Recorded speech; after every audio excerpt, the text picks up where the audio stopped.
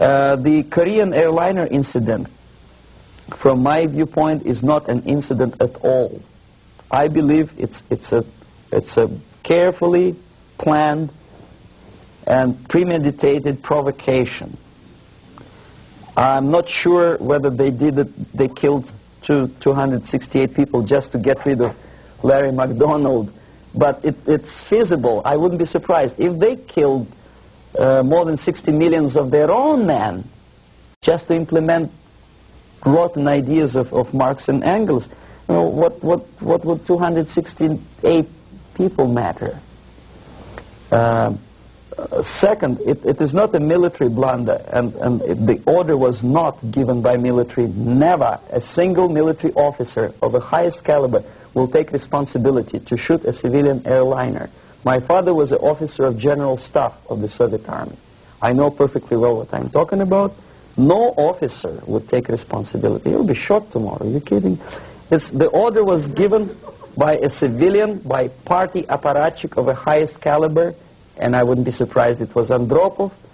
In any case, Andropov knew perfectly well what went on. The Soviet power structure resembles a triangle. Unlike a love triangle in real life drama, it's a hate triangle. The seats of power are party, Communist Party, the elite, of course, not the rank and file party, but the top of the pyramid. The KGB and the military, they hate each other, and each of them hate the other two. The most powerful is the party. This is the real power.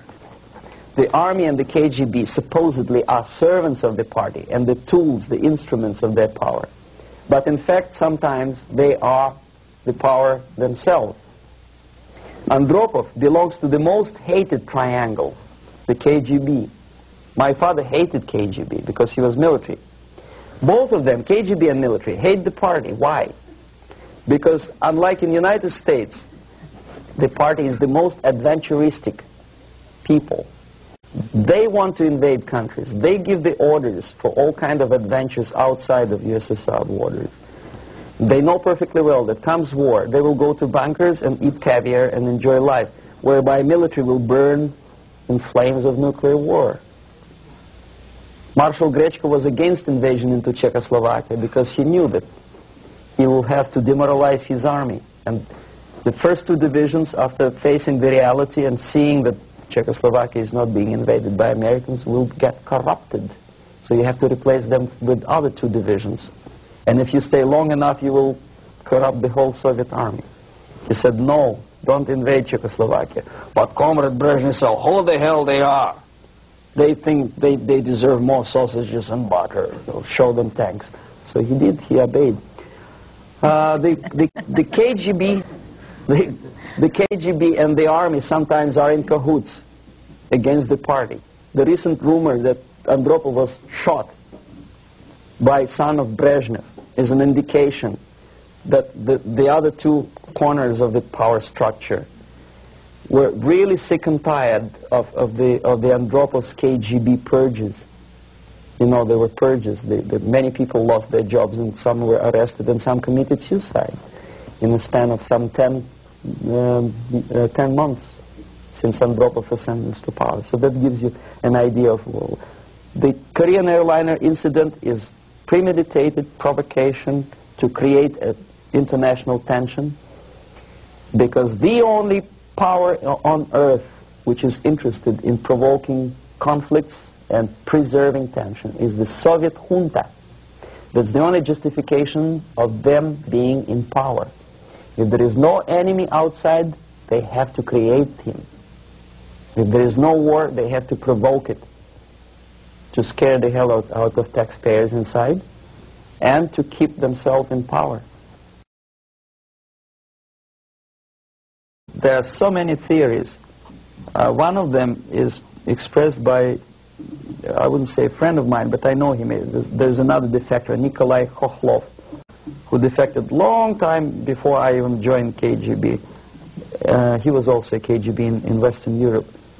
Now he teaches psychology in one of California universities. He thinks that the Soviet Union developed ESP, would you believe it, system of influencing the perception and minds of people, and the generators of ESP willpower can be focused on individuals and groups of individuals so efficiently that you can literally focus that beam or whatever it is on a pilot or two pilots or three pilots and convince them that actually they are flying on the safe territory, so there is no need, you can convince them that there is no need to contact the ground-based station, and you can artificially draw the plane by brainwave into the Soviet airspace.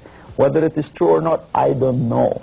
But I know one thing, that when I was a student and I graduated from Oriental Studies Institute, one of my friends, he was an extremely intelligent Jewish boy. He graduated from the mathematical department of Moscow State University.